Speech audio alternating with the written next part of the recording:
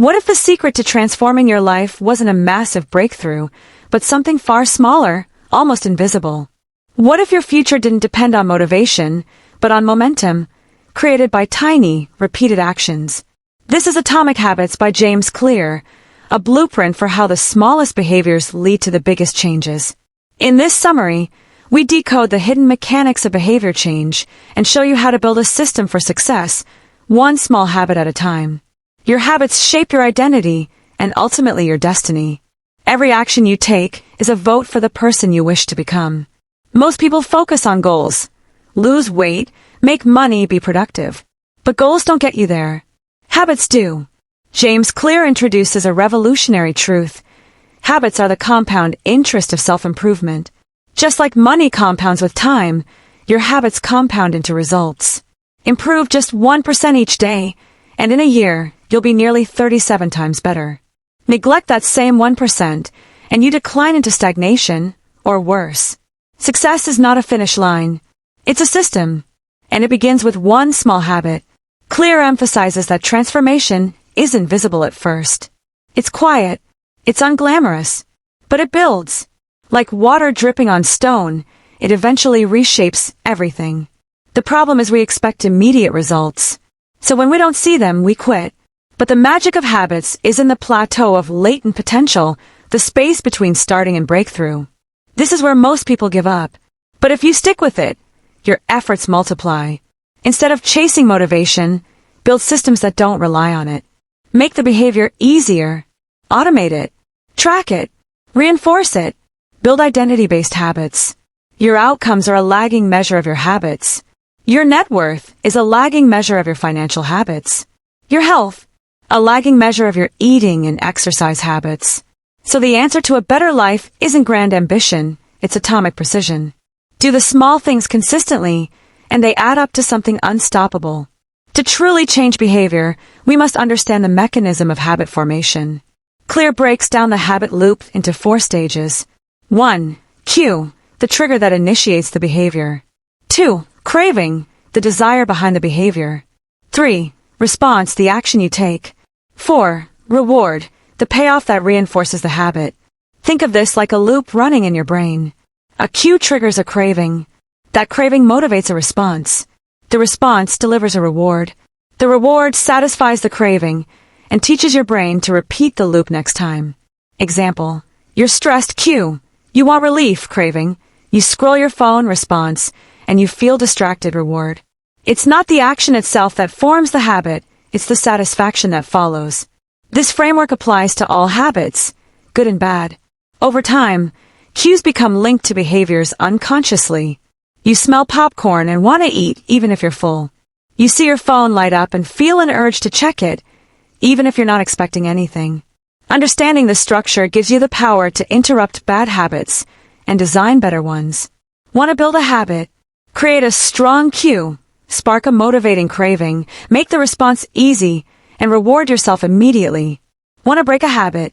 Remove the cue, dull the craving, add friction to the response, and eliminate the reward, or make it feel unsatisfying. When you understand the loop, you gain control. You stop being a slave to old patterns and start architecting your behavior with intention. This habit loop isn't just theory. It's rooted in behavioral psychology, and it's happening in your life whether you realize it or not. Master the loop, and you master change. Goals are about results. Systems are about the processes that lead to those results. Here's the kicker. Both winners and losers often have the same goals. The difference? The system may follow. Think of a coach training 2 athletes. They both want to win, but only one follows a training routine that's optimized, consistent, and tracked. One succeeds not because of the desire, but because of the design. If you're not getting the outcomes you want, don't blame the goal. Reassess the system. James Clear encourages us to stop setting goals and start building better systems. Why? Because goals can create a false sense of progress. You hit the goal and you stop. But systems are infinite, they don't end. They're built into your lifestyle. Want to become a better writer? Don't aim to publish a novel. Build a daily writing routine. Want to get fit? Don't aim to lose 20 pounds. Build a weekly training and nutrition plan that you can stick to. And here's the trap with goals. They create an either/or mindset. You either succeed or fail. Systems, on the other hand, foster long-term thinking and sustainable growth. By focusing on systems, you allow success to emerge as a side effect of your daily actions. You reduce reliance on motivation, inspiration, or chance. In this way, the system becomes more important than the dream. The process becomes more powerful than the prize. So shift the lens. Think in terms of repeatable processes instead of singular achievements. Let your systems carry you toward the life you envision, one day, one habit, one small win at a time. One of the most powerful insights from Atomic Habits is the idea of identity-based habits. Instead of focusing on what you want to achieve, focus on who you want to become. There are 3 levels of habit change. Outcomes, change your results. Processes, change your systems. Identity, change your beliefs. Most people work from the outside in. They chase outcomes, set goals, and try to adjust processes. But lasting change comes from the inside out. Identity is the foundation. Behavior follows belief. Imagine someone trying to quit smoking. An outcome-based approach says, I want to stop smoking. An identity-based approach says, I'm not a smoker. See the difference? When you align your habits with your identity, everything changes. You don't just act differently, you become someone different. Every small habit becomes a vote for the kind of person you believe you are. Read 1 page, and you're a reader. Do 1 push-up, and you're an athlete. Write 1 sentence, and you're a writer. The more consistent your habits are with your desired identity, the stronger that identity becomes. Over time, identity and behavior form a feedback loop. This is why James Clear emphasizes starting small. You don't need to overhaul your life overnight.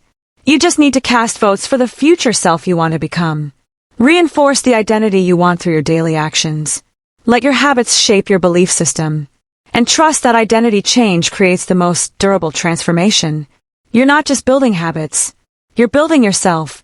To build better habits, James Clear presents the 4 laws of behavior change. These laws are the foundation of a strategy for creating good habits and breaking bad ones.